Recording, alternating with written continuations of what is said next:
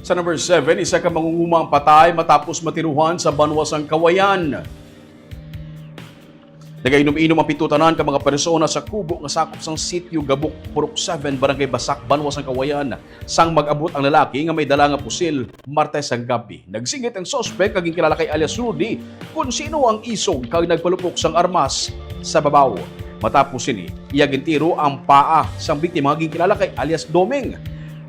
Nagdinalaga namang upod inom sang biktima bangod sa kakulba kag nalagyo man ang suspect dala ang pusil kag gamit sa krimen. Nag-oobra sa kampo bilang operator sang hand tractor ang suspect. Sulod kay Police Lieutenant Reggie Pigar, ang Deputy Chief sang Kawayan PNP, dead on arrival ng biktima sa ospital. Sulod kay Pigar, posible nga ulihin nga nakitaan ang biktima. Pasobra 20 kilometros ang kalayon sa lugar.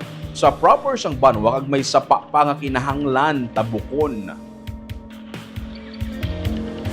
Ano pa nang ginapan sa aton investigator ma'am no, kung paano siya naka-abel sa armas. Ganiti at large mo sa subong base sa investigation dito do wala pa gid siyang makuan sa makatudlo ba kung ano pastada nga may armas siya.